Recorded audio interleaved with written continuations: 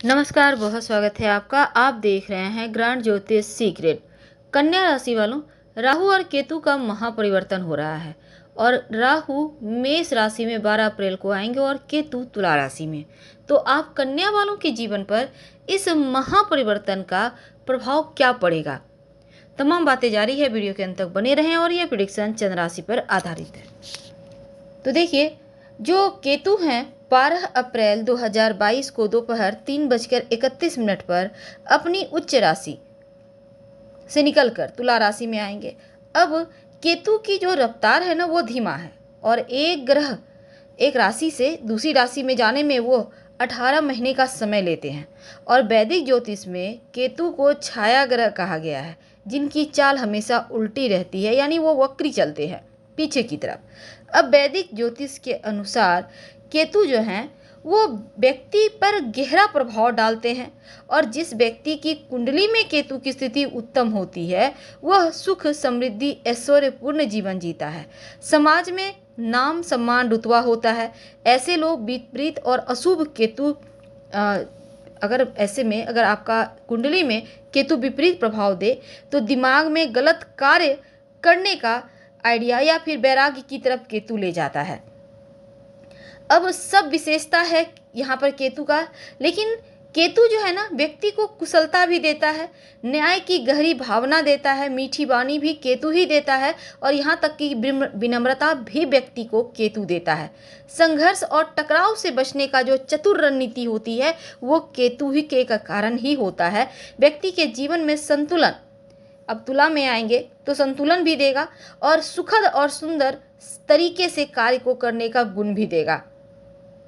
तो ऐसे में केतु का प्रभाव आपके जीवन पर क्या पड़ेगा ये तो हम जानेंगे विस्तार से, लेकिन उसके पहले एक और बात, किसी भी व्यक्ति को स्वयं कोई भी स्वतंत्र परिणाम नहीं देता केतु, क्योंकि केतु किसी भी व्यक्ति की कुंडली में जिस भाव में बैठता है ना, उस भाव के स्वामी के अनुरूप फल देता है। अब यहाँ तुला पर बैठे हुए हैं, तुला राशि में, तो ऐसे में अगर केतु का प्रभाव अन्य 7 ग्रहों यानी कि सूर्य, चंद्रमा, मंगल, शनि, शुक्र, बृहस्पति, बुध की युति और दृष्टि पर निर्भर करता है, तो केतु अन्य ग्रहों की तरह अपनी दशा अवधि में व्यक्ति को वैसा ही परिणाम देता है जैसे ग्रह उनके साथ जुड़ते हैं।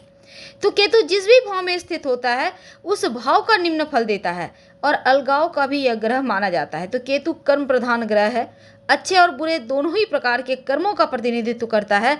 ऐसे में कर्म जीवन का अंतिम चरण केतु से प्रभावित होता है और शुरुआती चरण राहु का प्रभाव होता है।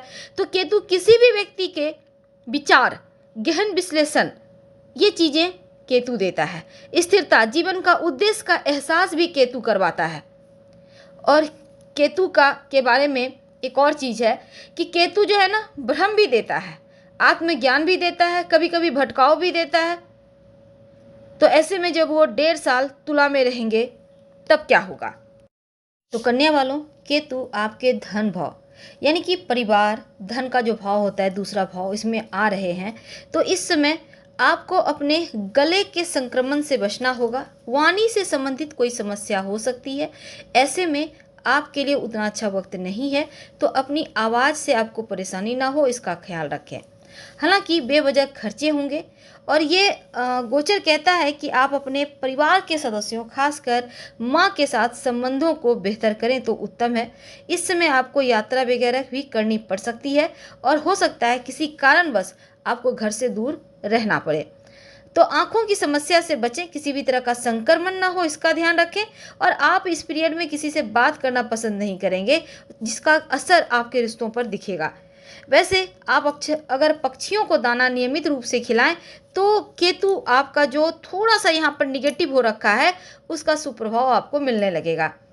तो कन्या वालों, केतु अनेक बार आपको प्रभावशाली भी बनाता है, क्योंकि यात्राएं तो होंगी पर आप अपनी इच्छा अनुसार कार्य करेंगे। जीवन में नए बदलाव आपके होने वाले हैं। इसको आप सकारात्मक तरीके से लेते हैं तो सकारात्मक लें, वरना थोड़ा नकारात्मक तो है। वैसे रोमांचक कार्य करने के लिए आप उत्साहित रहेंगे। सामाजिक स्थिति आपकी उत्तम है और सुखी और संतुष्ट बनाएगा ये वक्त। बुरी संगति से आपको बचना है और किसी भी प्रकार के गलत कार्यों से खुद को दूर रखें तो उत्तम है, क्योंकि हो सकता है जिस चीज़ को आप छिपा रहे हैं वही चीज़ सामने आ जाए। और सरकार से कहीं कोई दंड ना भुगतना पड़े, इसलिए सही बोले, स्पष्ट बोले तो उत्तम है। परिवारजनों के सम्मान में यहाँ पर वृद्धि होगी, धर्म कार्य की तरफ झुकाव होगा। और अगर यहाँ पर देखिए प्रॉपर्टी वगैरह से धन लाभ के लिए अगर कुंडली में मंगल शुभ हो तो प्रॉपर्टी से लाभ होगा। नशा से दूर रहें, बुरी संगति से दूर रहें, अपनी वाणी पर कंट्रोल बनाए रखें, तो ये केतु आपको मालामाल कर सकता है। तो यहाँ पर कन्या वालों के लिए जॉब करते हैं तो कार्यस्थल पर छोटी मोटी समस्याएं हैं और बुरी संगति से हर हाल में बचना है। गलत कार्यों में मत पड़े और अपनों के साथ, परिवार के सदस्यों के साथ, विशेषकर माँ के साथ छोटे मोटे मतभेद है। संभव हो तो आप जरूरतमंद व्यक्ति को वस्त्र का दान कर सकते हैं। धन्यवाद, हम फिर मिलेंगे।